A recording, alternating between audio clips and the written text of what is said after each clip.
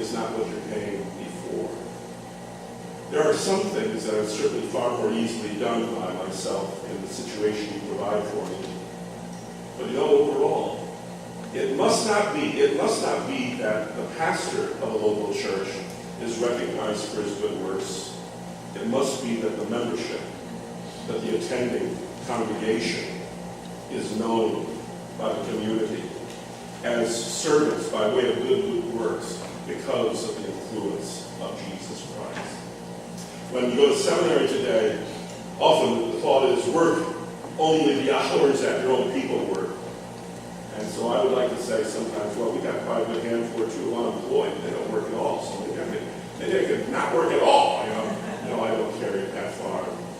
But what I do think, because in the days before this era, many pastors worked, yes, in the city and elsewhere, 60, 70 hours, and that's still not uncommon today. But what I look at it as, I frankly get paid to do most everything I do. That's true, don't you? You think, that Pastor O's, he's such a saint. He's such an altruistic kind of a guy. He just does all this for gratis, for free. And the truth is, I hope I would be willing to. But you make my life so easy that way, and you're generous. But I do work more than 35 hours a week, and I look at 35 hours, okay, seminary, yeah. That's my job, and that's what maybe technically I'll think about as limiting it to. But everything else is an offering. Beyond that is an offering. Maybe we have such a job as being a pastor. We're built into it our possibilities of blessing and being a worker of good works. But God is interested in our heart, the effort we make to beyond that, to serve Him and love Him and to benefit others. You see, good works should be something we exhibit and really should not be counted as good works as we are remunerated for them. But beyond that, you see, I hope that working beyond 35 hours or 40 hours a week, those hours, God will look at those and perhaps they would be, in a way, an offering unto Him. But I know this in my heart, that my job as pastor, I'm a member of the church. I'm a member of the body of Christ, and therefore, just as well as any other member, I must exhibit good works to His glory. I must love and serve others. How important is this to God? Well, we see the verse in Ephesians 2. Let's look at a few verses nearby in your New Testament. 1 Timothy 2, verse 10. This is a verse we did look briefly at last time. It has to do with women, it seems. But I think we get an indicator here about whatever the sex, what is on the mind of God. Now, let me say something about our church. A lot of pastors have trouble in their churches and various issues. I remember probably well over 20 years ago, a young woman stood up in our church on the platform. It was testimony time, and may have even been special music time. And this young woman took advantage of the opportunity and lambasted us, especially our ladies, for having skirts too short and being immodestly dressed.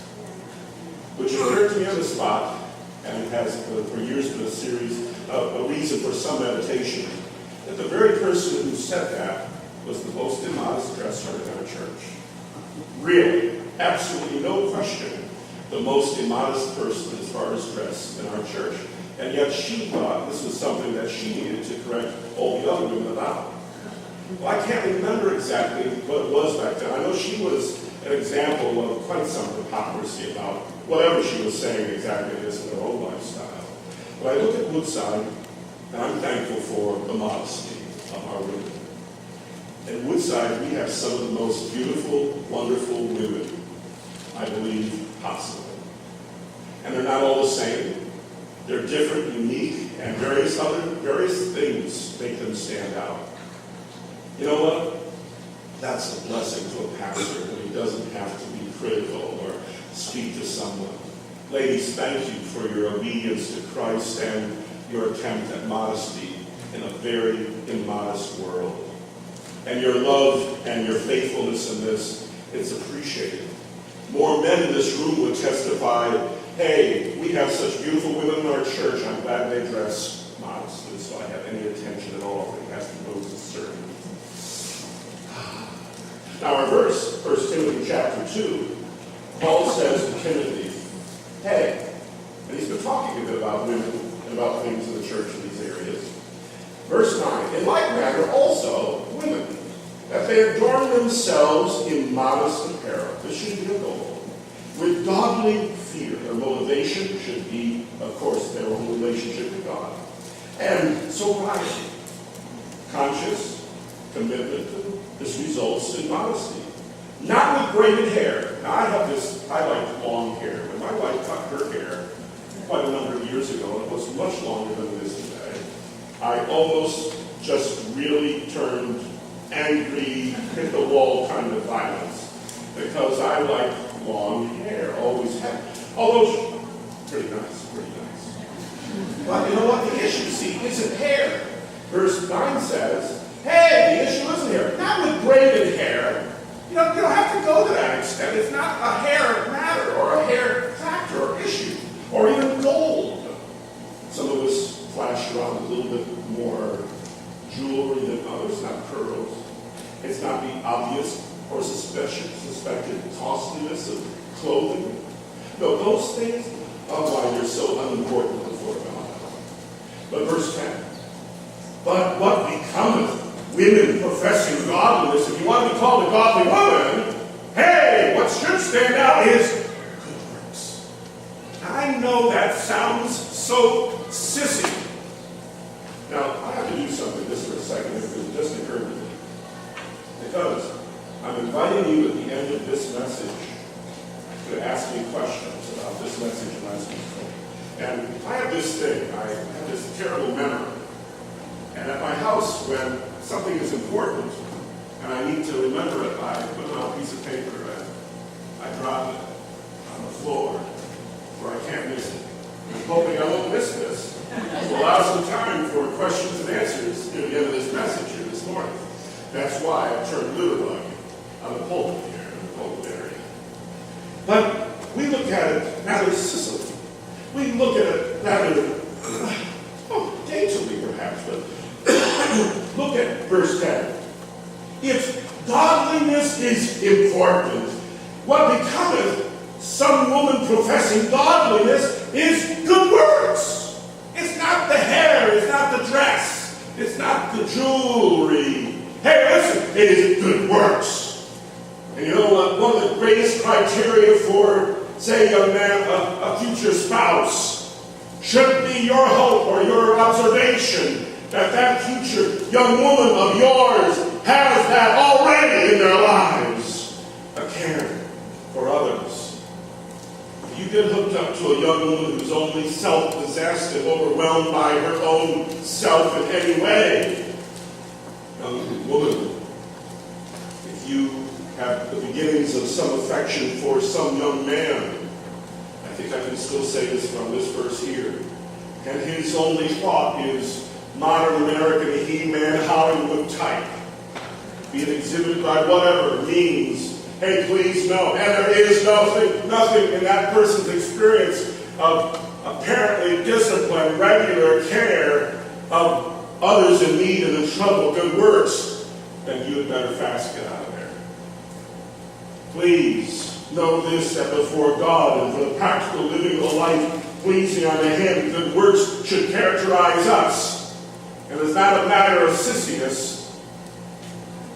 It is a matter of great necessity and joy.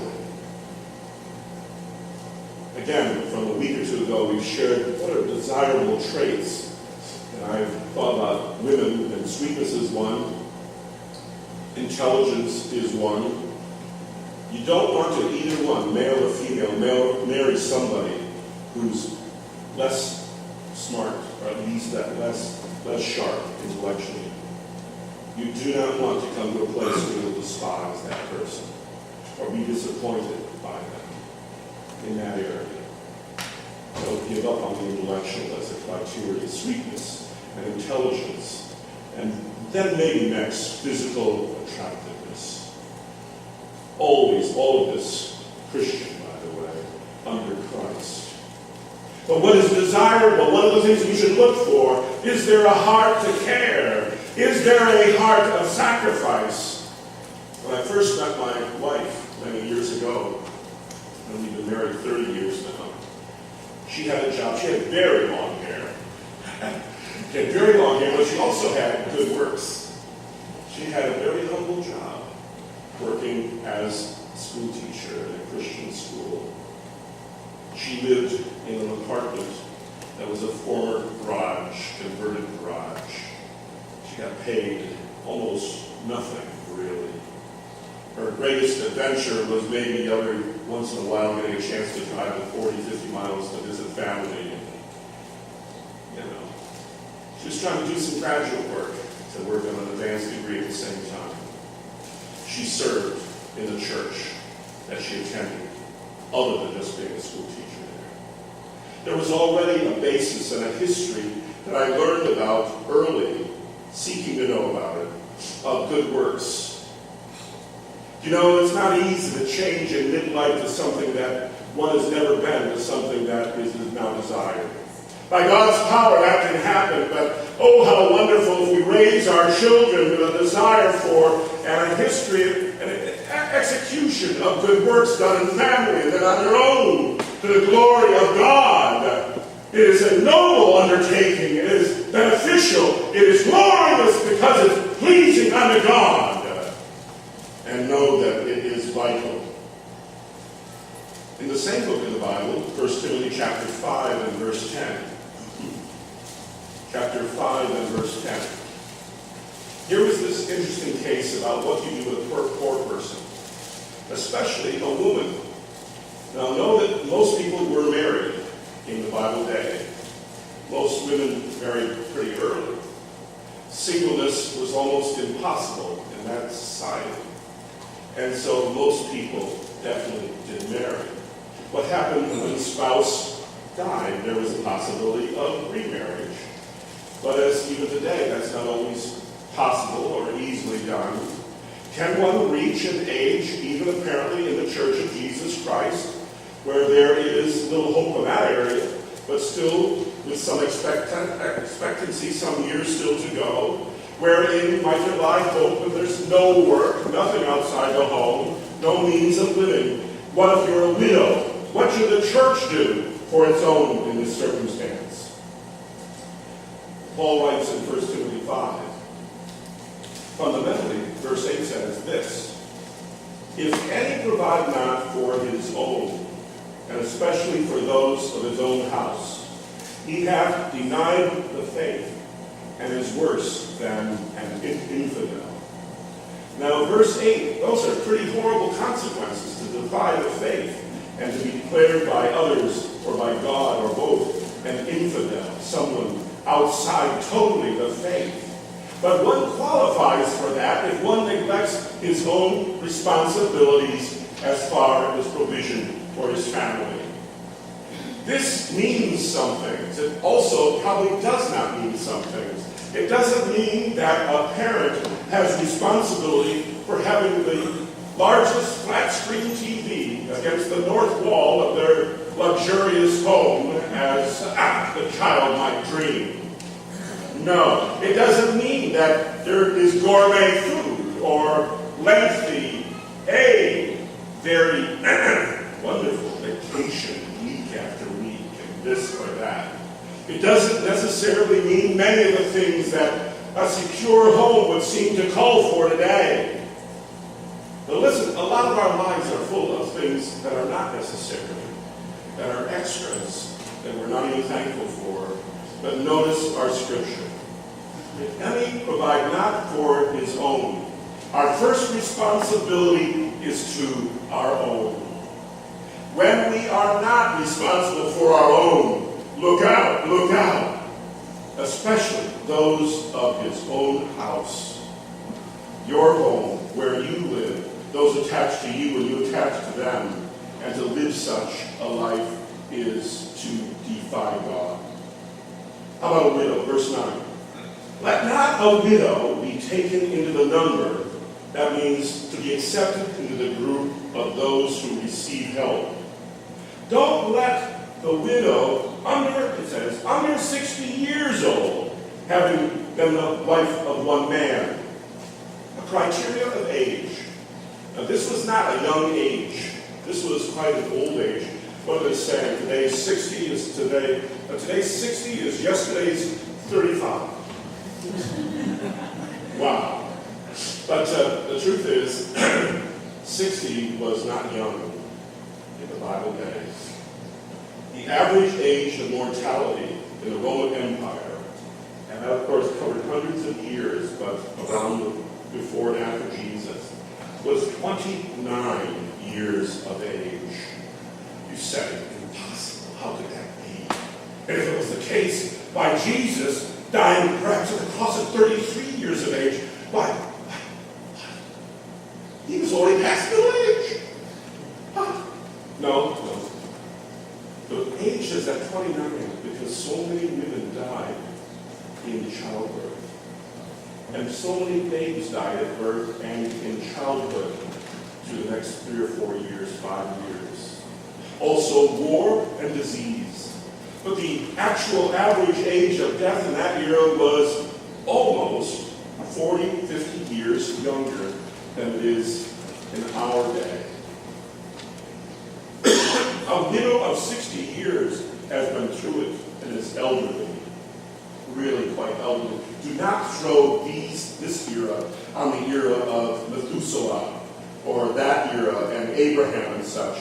This is a different era, and lives, wow, reach 60. So she could be of the number, if she was 60 and had been the wife, not apparently of a number of men, but of one.